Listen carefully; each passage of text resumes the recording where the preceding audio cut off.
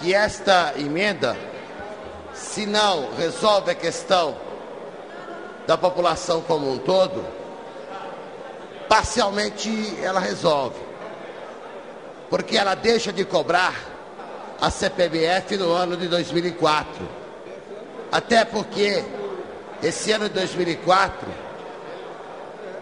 fez parte de uma emenda aglutinativa, e nas emendas que compuseram a aglutinativa, a emenda 5, a emenda 16 e a emenda 18, nenhuma delas falava do ano 2004. Mas, este ano 2004, ele foi colocado na emenda aglutinativa para que o governo tivesse o apoio do PT na votação de primeiro turno da PEC da CPMF. E lembrar, inclusive, de um detalhe. Esta votação ainda é do primeiro turno. É a redação final do primeiro turno. A sede e a vontade de alguns já dizem que esta é a votação de segundo turno. Não, não é. E não sei se a votação de segundo turno caminhará tão fácil como imaginam alguns. Porque na votação de segundo turno, que ocorrerá numa sessão extraordinária, ainda terá a apreciação de alguns DVS.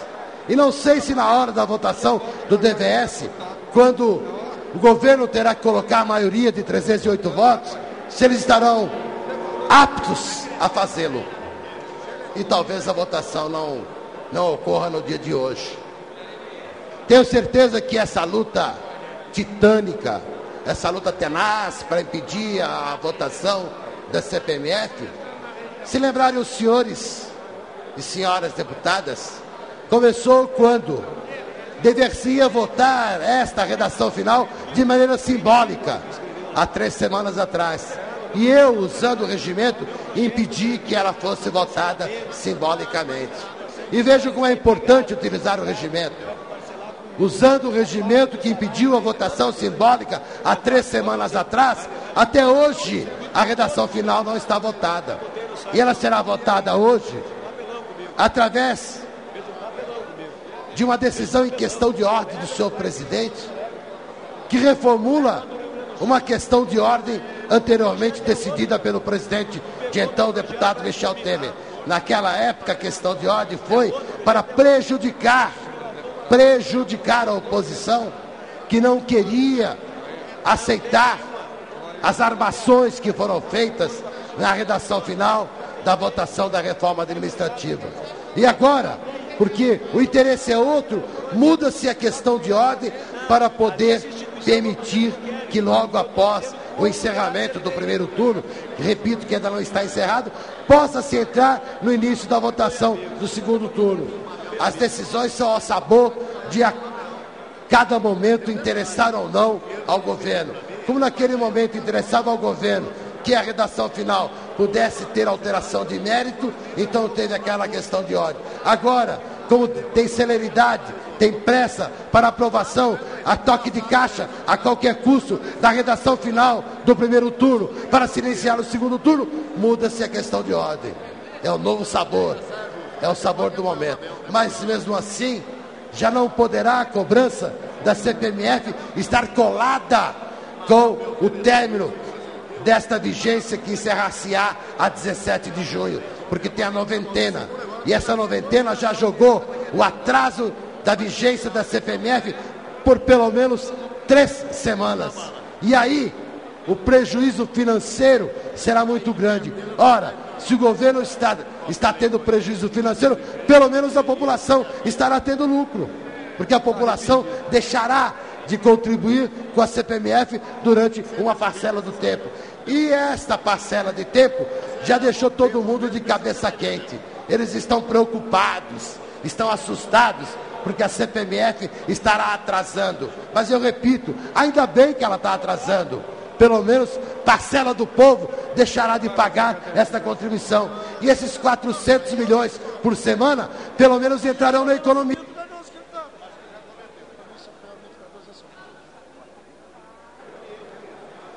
Esses 400 milhões entrarão na economia. O governo poderá estar perdendo, mas a economia estará ganhando. são 400 milhões que entrarão na economia, porque aquele que deixar de pagar a CPMF irá aplicar na produção, irá aplicar no seu orçamento familiar, irá fazer um giro na economia. Ora, os doutos economistas estão dizendo que a economia precisa girar, então vamos deixar a economia girar. 400 milhões a mais por semana estarão a partir de 17 de junho movimentando esta economia, a chamada economia informal.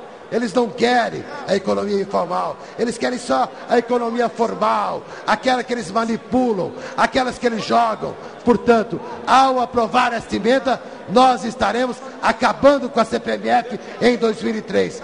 Quem votar contra a emenda quer mais CPMF, e nós vamos deixar provado quem está ao lado do povo ou quem está contra. Senhor presidente, em votação a emenda número 3, aqueles que forem pela aprovação permaneçam. Aqueles que forem pela aprovação permaneçam como se acha. Votação a emenda, está correto. Rejeitada. Senhor presidente, na votação anterior... Concluída a votação do vencido, a matéria virá à pauta em sessão extraordinária a ser convocada para as 19h22. Está encerrada a sessão.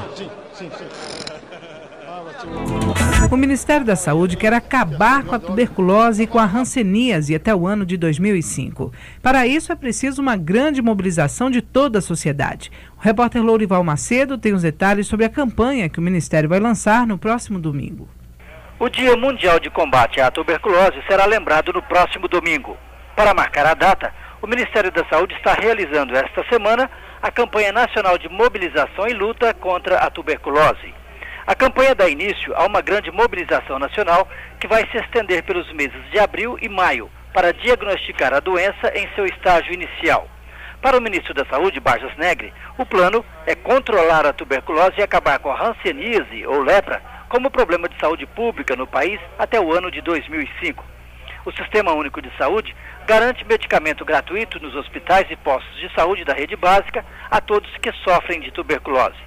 Para ajudar na campanha, o Ministério está distribuindo folhetos, cartazes e material técnico para os profissionais e agentes comunitários de saúde de todo o país. Os investimentos para este ano em ações de prevenção e tratamento à hanseníase e tuberculose são de 48 milhões de reais. De Brasília, Lourival Macedo. O ministro da Saúde, Barjas Negri, habilitou mais 219 municípios de 22 estados para receberem os recursos dos programas Saúde da Família e Agentes Comunitários de Saúde. 162 desses municípios também passam a contar com equipes de saúde bucal. Atualmente, 14.209 equipes do programa Saúde em Família trabalham em 3.805 municípios. Até o fim deste ano, serão 20 mil equipes em todas as regiões brasileiras. As equipes do programa atendem a quase 50 milhões de pessoas. O outono começa amanhã e traz boas notícias. A meteorologia informa que a agricultura não será afetada e que as condições do setor energético são favoráveis, já que os reservatórios estão com bons níveis de água. Os detalhes com a repórter Cristina Guimarães. O outono brasileiro começa nesta quarta-feira. A estação marcada por um período mais ameno será de menos chuvas e temperaturas mais baixas.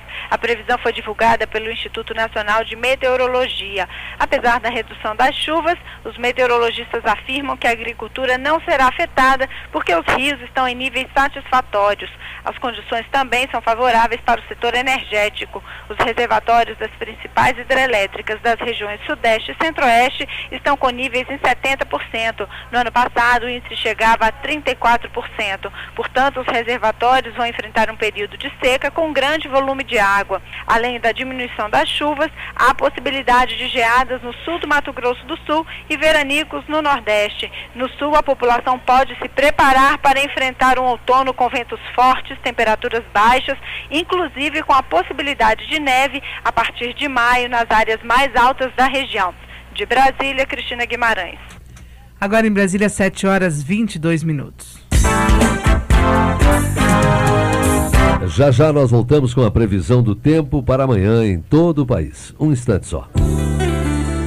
Fale com o MEC. Além de um avançado sistema de telefonia informatizado, a Central de Comunicação do Ministério da Educação também dispõe de caixa postal, fax e e-mail para lhe atender. Você pode ligar, escrever ou enviar um e-mail para o Fala Brasil sempre que tiver uma dúvida, quiser fazer uma sugestão ou uma denúncia sobre a educação. Sua questão é cadastrada e imediatamente repassada ao setor competente para que você obtenha um retorno rapidinho. Só a Central Telefônica recebe, em média, 1 milhão de chamadas por ano. E agora, lápis e papel para anotar endereços e telefone. A caixa postal do MEC é 6242, Brasília, Distrito Federal. O e-mail é falabrasil@mec.gov.br. falabrasil@mec.gov.br. E o telefone, você sabe, 0800 61 61 61. Ligue para o MEC, ligue 0800 61 61 61. Fala Brasil. Ministério da Educação. Governo Federal. A voz do Brasil. Rádio Brás. Ouça agora a previsão do tempo para amanhã em todo o país. No sul, céu nublado com chuvas esparsas em Santa Catarina e Rio Grande do Sul. Pancadas de chuva no Paraná. A temperatura mínima para o sul é 11 graus e a máxima deve chegar a 33 graus. Nebulosidade variável com pancadas de chuva em toda a região sudeste. A temperatura mínima é de 15 e a máxima deve chegar aos 39 graus. E no centro-oeste, aumento de nebulosidade com chuvas isoladas em todos os estados. As temperaturas variando entre 18 e 32 graus. Na região norte, céu nublado com chuvas esparsas em quase todos os estados. Somente no Tocantins, a previsão é de pancadas de chuva. A temperatura mínima é de 18 e a máxima de 33 graus. E no Nordeste, nebulosidade variável no interior da região. Nas outras áreas, pancadas de chuva. Mínima para o Nordeste, 19, máxima 33 graus. As informações são do Centro de Previsão do Tempo e Estudos Climáticos do INPE. Agora em Brasília, pontualmente 7h25. Esta primeira parte da Voz do Brasil foi produzida pela Rádio Brás. Uma boa noite para você e até amanhã. É isso aí, boa noite para você e não esqueça, 7 em ponto amanhã, nós estaremos de volta. Até lá.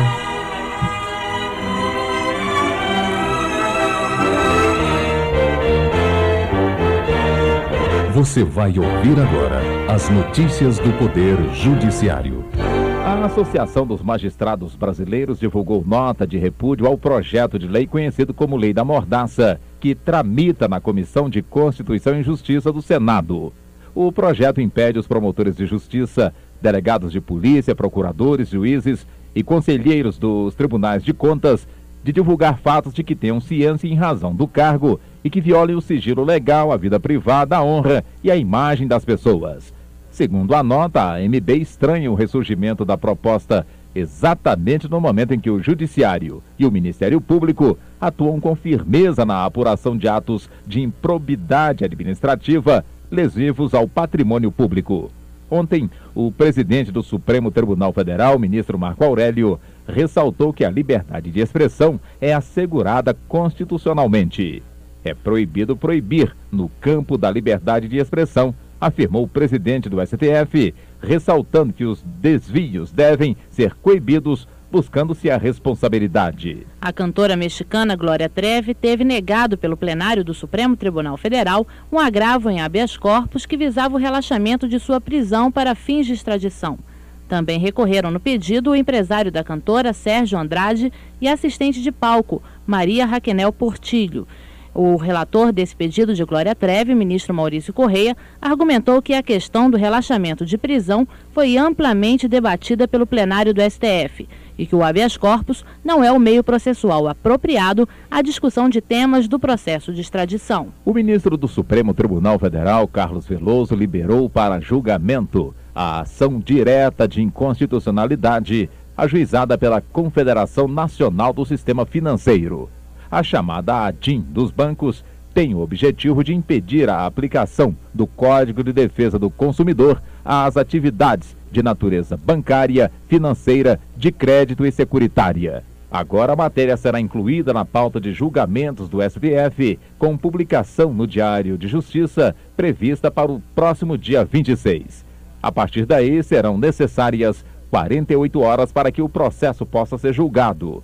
Depois da publicação, a primeira sessão plenária do Supremo ocorre no dia 3 de abril. E o Superior Tribunal de Justiça deve julgar no próximo dia 1º de abril a reclamação proposta pela defesa da governadora do Maranhão, Rosiana Sarney, contra a decisão judicial que resultou na apreensão de documentos na empresa Lunos, de propriedade da governadora e do marido dela, Jorge Murat.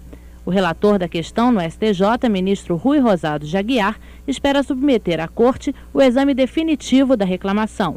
A sessão plenária estava marcada para o dia 3 de abril, mas foi antecipada porque nesta data o ministro Nilson Naves será empossado na presidência do STJ. Até o julgamento do mérito da reclamação, continua suspenso o inquérito policial que apura indícios de fraude em financiamentos da Sudam, no que diz respeito à firma Lunos. Empresa que importar mercadoria de origem brasileira não é obrigada a pagar imposto de importação. A decisão do TRF da 2ª Região, que compreende os estados do Rio de Janeiro e do Espírito Santo. O entendimento foi firmado durante o julgamento de uma apelação em mandado de segurança, ajuizada pela Fazenda Nacional contra a empresa Morlan S.A. A empresa alegou que a exigência do imposto de importação violava o artigo da Constituição Federal, que só abrange a importação de produtos estrangeiros, não incluindo mercadoria nacional ou nacionalizada exportada que retorne ao país. O relator da matéria, juiz federal, convocado Vanderlei de Andrade Monteiro, citou em seu voto decisão do STF que afasta a cobrança do imposto em questão sobre produtos de fabricação nacional. O Tribunal de Justiça de Minas Gerais manteve liminar que determinou a suspensão do pagamento de salários que ultrapassarem R$ 2.400 aos vereadores de Ituiutaba. Para os desembargadores, o questionado pagamento de subsídios aos vereadores em valores maiores do que os devidos poderá acarretar em prejuízo irreparável ou de difícil reparação ao erário público, em caso de procedência da denúncia. Por outro lado, segundo os magistrados,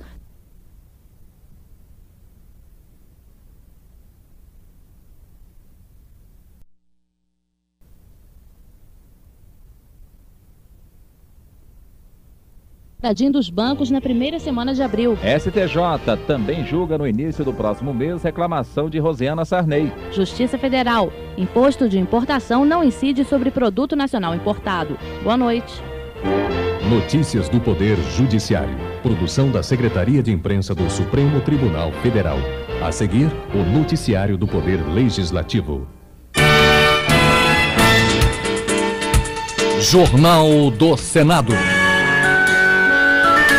Comissão aprova isenção de imposto de renda para portadores de doenças graves do fígado. Eu acho que vem em benefício desses cidadãos na hora certa. Valdec Ornelas defende ações que garantam aos negros melhores condições de vida. Ações afirmativas que visem e que levem à integração definitiva da população afrodescendente. O Senado pode votar ainda hoje 4 medidas provisórias.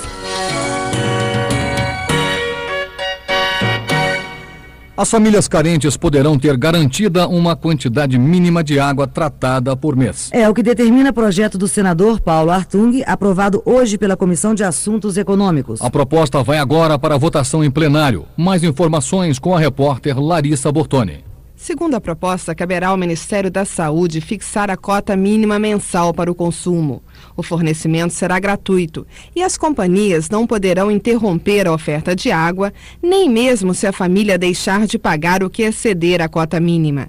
As empresas fornecedoras poderão compensar esse custo, cobrando mais dos grandes consumidores. O relator do projeto, senador Ricardo Santos, explicou que é preciso assegurar água tratada a todos os brasileiros e, entre os benefícios, está a garantia de uma infância mais saudável. Porque, como todos sabem, uma grande parte das internações de crianças, sobretudo de 0 a 4 anos, internações por diarreia, por exemplo, o principal meio que leva a diarreia é a água que não é tratada. A Comissão de Assuntos Econômicos também aprovou o projeto que garante isenção de imposto de renda para aposentados que sofrem de doenças graves do fígado. O projeto é do senador Romeu Tuma, que explicou a importância da proposta.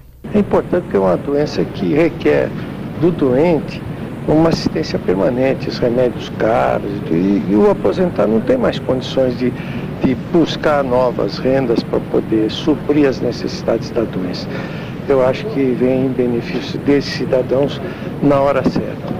Não basta punir o racismo, é preciso garantir aos negros melhores condições de vida. O alerta é do senador Valdec Ornelas, que defendeu políticas de combate às desigualdades de natureza racial. Ele espera que esta semana a Comissão de Constituição e Justiça aprove projeto que garanta aos negros 20% das vagas em universidades e concursos públicos. Valdec Ornelas pediu que a comissão aprove também projeto que determina que os negros sejam os primeiros beneficiados com bolsas de estudos concedidas por instituições educacionais filantrópicas. É possível que o Senado Federal possa, neste 21 de março, comemorar efetivamente o Dia Mundial de Combate à Discriminação Racial, aproveitando esta oportunidade de tomar a vanguarda em nosso país na definição de uma política de ações afirmativas que visem e que levem à integração definitiva da população afrodescendente. O senador Roberto Requião pediu apoio a projetos dele que estão sendo estudados pelos senadores. 2 dos projetos tratam da contabilidade unificada de municípios e de estados. Um outro acaba com o jogo do bingo e com as máquinas eletrônicas. Tem também o projeto que muda o sistema de votação no Senado. A proposta acaba com o voto de liderança e determina que toda a votação será feita pelo painel eletrônico. O senador Carlos Patrocínio defendeu a adoção de penas alternativas como forma de corrigir condenados que não representem perigo à sociedade. Ele disse que apenas 1,5% dos condenados no Brasil cumprem penas alternativas. Esse índice chega a 60% nos Estados Unidos e 98% na Alemanha. Segundo Carlos Patrocínio, os presídios funcionam como escolas de crime. Por isso, é um erro colocar numa mesma cela um assassino e um ladrão de galinha. Não se deve, desse modo, esquecer que a sanção não se resume à simples consequência do ilícito. Visa ela a correção da personalidade humana. Em instantes, senadores comemoram 35 anos da Zona Franca de Manaus. Você pode sintonizar a rádio e a TV Senado ao vivo, também na internet. Anote o endereço www.senado.gov.br. Rádio e TV Senado na internet www.senado.gov.br. A Zona Franca de Manaus deve ser mantida. Foi o que afirmaram diversos senadores hoje durante homenagem aos 35 anos da SUFRAMA. O senador Gilberto Mestrinho fez um histórico da Zona Franca e disse que ela hoje é responsável por mais de 300 mil empregos nos estados do Amazonas, Acre, Rondônia, Roraima e Amapá. Gilberto Mestrinho destacou que a Zona Franca é essencial à vida socioeconômica da região amazônica, mesmo diante dos que defendem a sua extinção.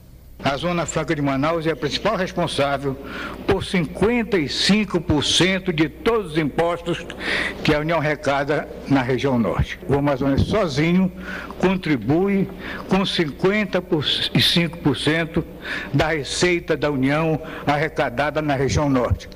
Assim, não é válido o preconceito de que se trata de um paraíso fiscal.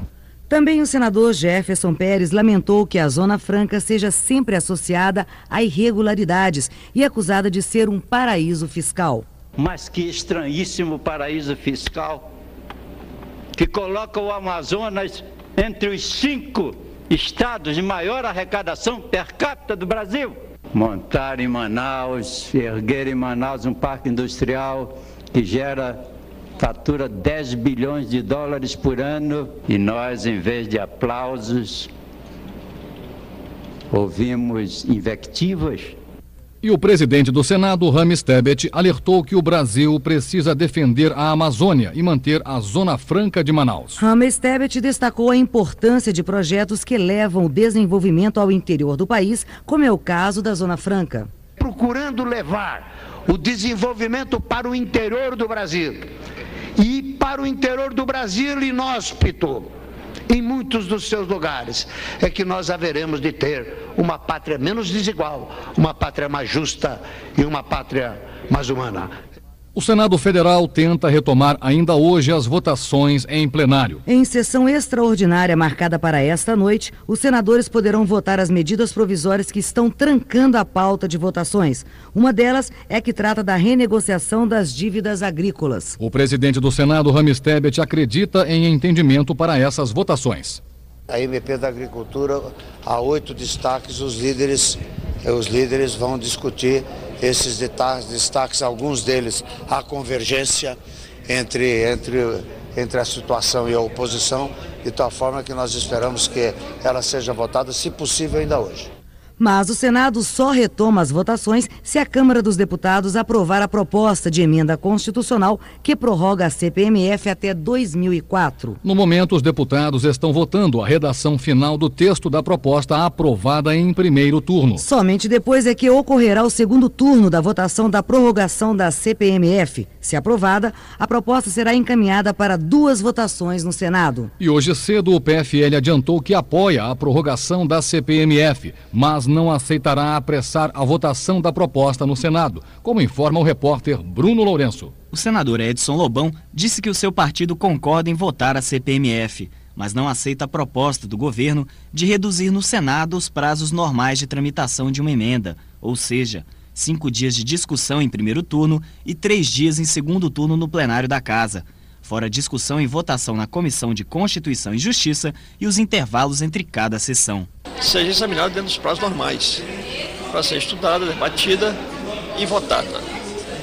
Não vai haver nada de especial, nem urgência e nem procrastinação indevida. O líder do governo, senador Arthur da Távola, ainda tem esperanças de que o PFL volte atrás e aceite reduzir os prazos. Mas ficou desagradável, vai demorar uns 40 dias. Eu acho até que não é bom para o próprio PFL, porque durante esses 40 dias isso vai ficar sendo cobrado do PFL. Eu acredito que a gente ainda possa chegar a entendimentos nessa direção. Presidiram a sessão de hoje os senadores Rames Tebet e Antônio Carlos Valadares. Termina aqui o Jornal do Senado. Ouça agora as notícias da Câmara dos Deputados. Boa noite. Boa noite.